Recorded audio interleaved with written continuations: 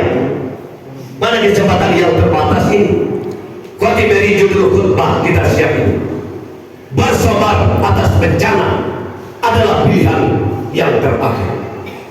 Kaum muslimin sidang Jumat yang berbahagia, sebenarnya musibah, bencana dan malapetaka sudah ada Allah berikan kepada umat-umat yang terdahulu. Bahkan lebih berat dan lebih pedih siksaan ataupun malapetaka yang Allah berikan kepada umat-umat yang terdahulu.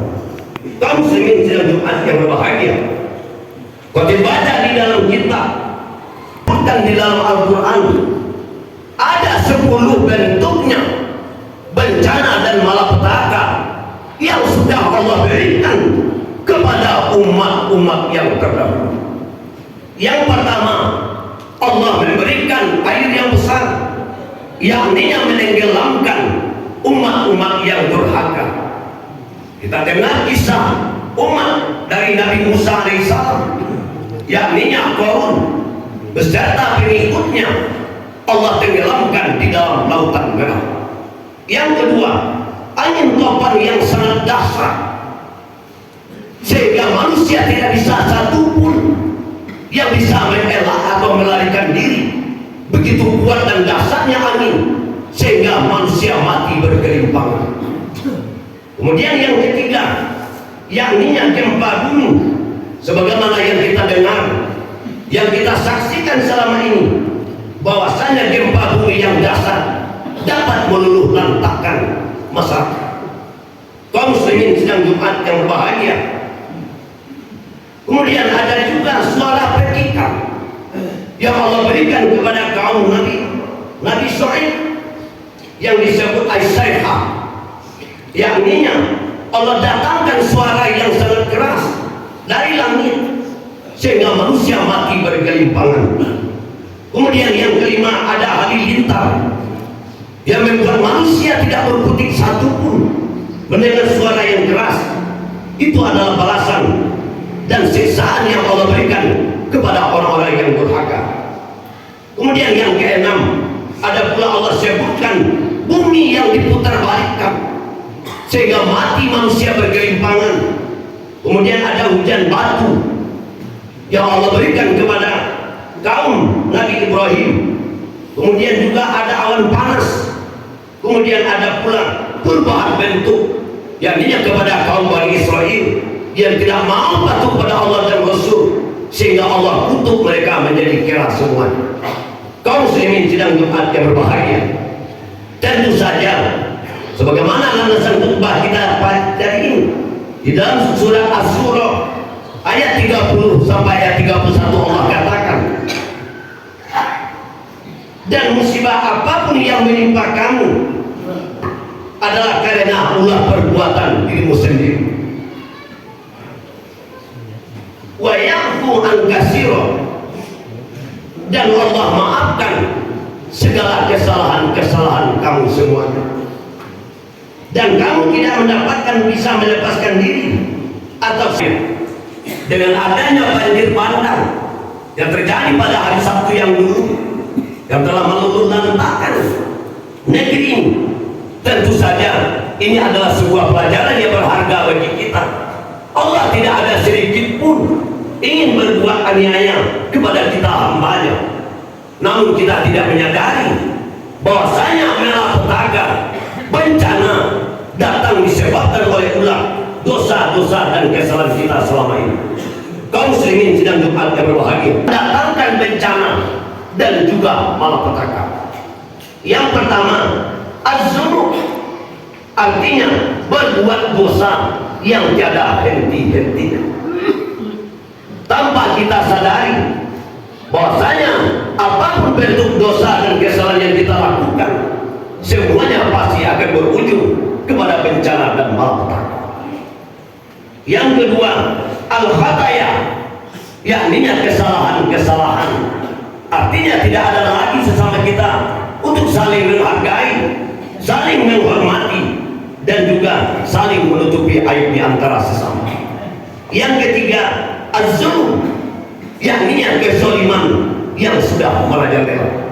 Tidak ada sejolim kita manusia selain daripada memutarbalikkan aturan-aturan yang Allah buatkan. Yang halal kita haramkan, yang haram kita halalkan, yang baik dikatakan buruk, yang buruk dikatakan baik. Itu namanya zalim. Tentu saja bisa kita cermati bagaimana perilaku-perilaku kita di tengah masyarakat selama ini. Bukankah itu sebuah pembiasa bagi kita? Bahwasanya Allah tidak akan mendatangkan musibah, bencana dan malapetaka selama kita tidak saling menzalimi sesama kita. Yang keempat, al-kufr, yakninya kekafiran. Artinya kita tidak mau berhenti untuk melakukan perbuatan dosa dan maksiat. Kita selalu menempuh yang haram. Kita suka memilih jalan yang bengkok. Padahal sebenarnya sudah Allah berikan kepada kita. Makanya hidup ini adalah pilihan. Yang baik adalah pilihan kita, dan itu adalah rahmat dari Allah. Dan ada sesuatu yang tidak kita sukai, ada sesuatu yang tidak kita senangi, berarti semuanya disebabkan oleh ulah dosa dan kesalahan kita semua. Kaum muslimin sedang tempat yang berbahagia. Yang kelima, al-israf. Apa maksudnya al-israf? Yakni kesalahan atau perbuatan dosa yang sudah melampaui batas. Apabila ucapan-ucapan yang benar, nasihat-nasihat dari para ulama tidak kita dengarkan, kita mengikuti hawa nafsu kita. Apabila kebenaran sudah dihilangkan oleh hawa nafsu, pasti Allah akan datangkan musibah, bencana dan malapetaka. Kaum muslimin sidang Jumat yang berbahagia. Kemudian yang keenam, al-fisku, yakni yang kefasikan. Bukankah ini kenyataan di tengah masyarakat? Bab itu awal hilang kadang damai kadang cepui, hilang ketonan bangga susah itu. Orientasi orang hari ini adalah uang. Kebenaran diinjak-injak, yang baik dipandang hina, yang kita agungkan adalah dosa dan kesalahan. Ini adalah pembelajaran yang berharga supaya kita kembali ke jalan Allah. Kemudian yang ketujuh, al-sirku, yakni kesyirikan, perbuatan-perbuatan yang mempersekutukan Allah dalam bentuk apapun hendaknya, mempercayai dukun, mempercayai hal-hal yang sakti. Artinya membesarkan Allah, membesarkan sesuatu melebihi daripada Allah. Itu namanya perbuatan syirik. Selanjutnya kata Buya Hamka, al-istikbar. Apa perbuatan dan kesalahan yang mendatangkan bencana dan malapetaka? Yakni kesombongan. Apabila kita sudah sesama kita saling menyombongkan diri, tunggu azab Allah pasti akan datang dimanapun kita berada. Dan azab Allah, siksaan Allah itu tidak hanya kepada orang-orang yang berbuat dosa, tetapi juga orang-orang yang berbuat baik juga terkena dampaknya. Kemudian yang kesembilan, al-ta'zib, kedustaan, pendusta. Bukankah ini berlaku kita hari ini? Kau melihat di tengah masyarakat, asalkan menguntungkan kepada diri kita. Mudah-mudahan ini adalah cambuk supaya kita berakal berpikir. Allah tidak akan mendatangkan musibah, bencana dan malapetaka selama kita lurus dalam hidup ini. Makanya orang yang bijak dalam hidup fokus, lurus pandangan, lurus ucapan, dan juga lurus perbuatan. Dimanapun kita berada, apabila kita lurus, maka Allah pasti akan melindungi dan juga memelihara kita. Kaum muslimin sedang tempat yang berbahagia. Yang ke-10, al-istihza bi ar-rasul. Allah timpakan bencana dan malapetaka kepada umat-umat yang terdahulu disebabkan oleh ulah perbuatan mereka, yakni suka memperolok-olokkan Rasul dan juga orang-orang yang beriman. Artinya apabila kita tidak mau lagi menerima nasihat agama, apabila hidup sudah dipenuhi oleh akan menghancurkan kita semua. Kata Buya Hamka, penyebab manusia diberikan bencana pada malapetaka kufur nikmat. La in syakartum la azidannakum wa la in kafartum inna azabi lasyadid. Siapa yang mensyukuri nikmat kata Allah, maka pasti akan aku tambah. Dan apabila kalian kufur nikmat, ingat azabku amatlah pedih.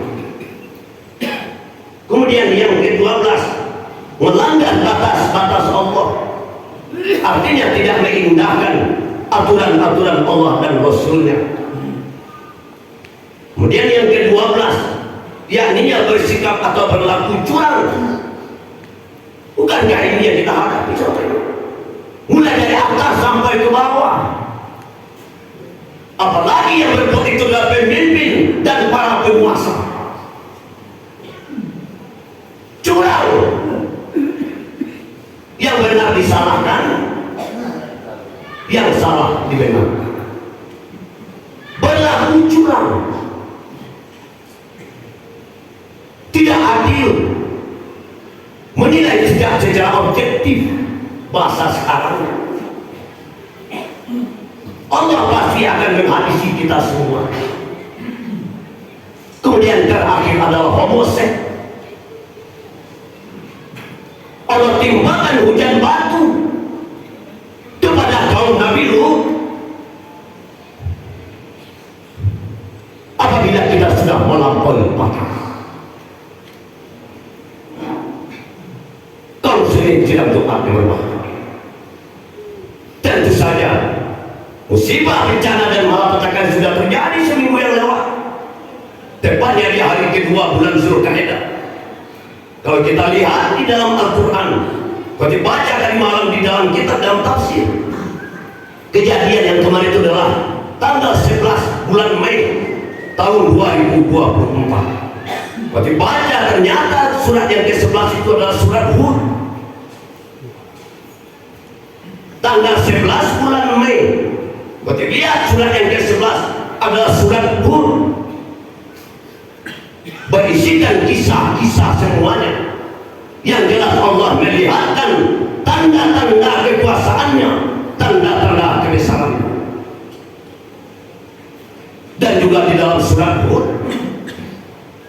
Allah kisahkan tentang kaum Nabi.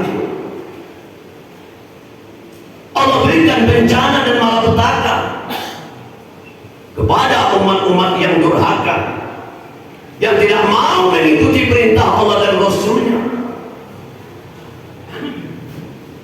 Tentu saja peristiwa yang sudah menimpa kita ini supaya kita kembali ke jalan Allah. Yang jelas sudah Allah katakan di dalam Al-Quran bahwasanya bencana dan malapetaka yang Allah berikan kepada umat Nabi Muhammad baru seujung kuku dibandingkan musibah, bencana dan malapetaka yang Allah berikan kepada umat-umat yang terdahulu. Kaum muslimin sedang doa keluar. Tentu saja kejadian-kejadian hari Sabtu yang dulu, tentu saja ini adalah pembelajaran yang sangat berharga. Kalau kita dengar khatib orang Ramadan didengar jam 11 malam, bayangkan dari jembatan Maulana itu sampai ke Rambatan. Pas kejadian jam 11 kurang 10, luar biasa dahsyatnya air yang datang. Makanya itu bukan disebut banjir, tetapi disebut banjir bandang atau galur. Karena gunung Merapi mengeluarkan batu-batu yang besar. Begitu Allah memberikan peringatan kepada kita orang-orang yang berbuat dosa, dan bagi kita orang yang beriman, mudah-mudahan kejadian ini mendapatkan supaya kita lebih dekat kepada Allah. Kaum muslimin sedang tepat berbahagia. Tentu saja dengan adanya kejadian banjir bandang yang kemarin, ini adalah sebuah pelajaran yang sangat berharga. Walaupun banyak orang mengatakan bahwasanya adalah kejadian alam. Alam ini makhluk Allah. Allah yang menciptakannya, angin, api, udara, tanah, gunung, bukit, semuanya adalah makhluk Allah. Makanya hakikat isi surat Hud, Allah memperlihatkan tanda-tanda kekuasaannya, tanda-tanda kebesarannya. Untung masih kejadian yang kemarin itu jam 11 malam. Bagaimana kalau kejadiannya jam 12 ke atas? Rata-rata musibah yang Allah berikan, bencana dan malapetaka yang Allah berikan kepada umat-umat yang terdahulu, semuanya terjadi di tengah malam menjelang subuh. Allah luluh lantakkan semuanya. Jangankan kita, jangankan gunung Merapi, bahkan bumi ini bisa Allah hancurkan. Cukup Allah mengatakan kun fayakun. Kaum muslimin sedang memakan berbahaya. Tentu saja walaupun dalam keadaan sekarang kita dalam keadaan berduka, tentu saja tidak ada pilihan bagi kita selain daripada berdoa. Semoga saudara-saudara kita terkena musibah diberi kesabaran, ketabahan, dan diganti oleh Allah dengan rahmat. Yang jelas saudara-saudara kita yang meninggal dunia, kecil, besar, tua ataupun muda, semuanya mereka adalah termasuk golongan mati. Tentu saja kita berharap saudara-saudara kita yang mendapatkan musibah diberi kesabaran oleh Allah. Kemudian yang kedua bagi kita, cukup ini adalah pengajaran yang berharga. Kalau kita coba renungkan, Allah sudah katakan, wa ma asabakum min musibah fabima kasabat aydikum wa yafu an katsir. Apapun musibah, bencana yang menimpa kamu, semuanya disebabkan oleh ulah perbuatan musibah. Wa yafu an katsir. Banyak Allah maafkan kesalahan-kesalahan kita semua. Mungkin kita mendengar semuanya. Dalam kita mendapat musibah, masih ada juga saudara-saudara kita yang berbuat maksiat. Nauzubillah. Masih ada yang tertangkap mudah-mudi melakukan perilaku atau berbuat zina. Makanya akal Allah berikan. Karena mencari Tuhan bukan dengan akal, dengan jiwa. Mencari Tuhan adalah dengan akal. Sudah seyogianya supaya akal ini dituntun oleh wahyu agar hidup kita lurus.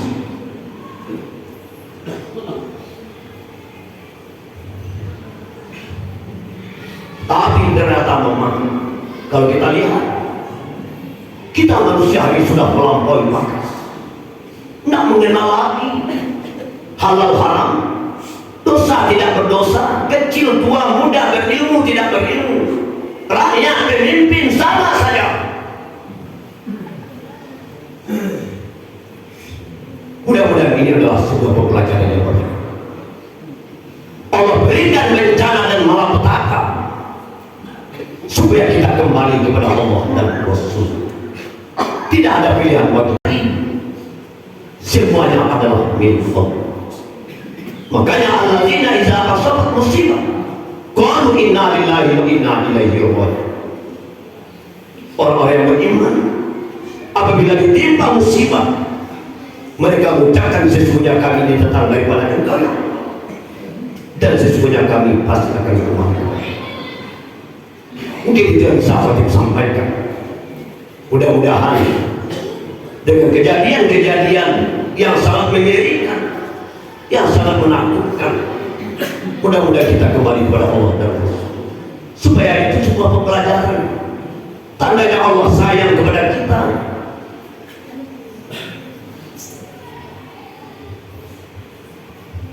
Karena sebenarnya dari Adam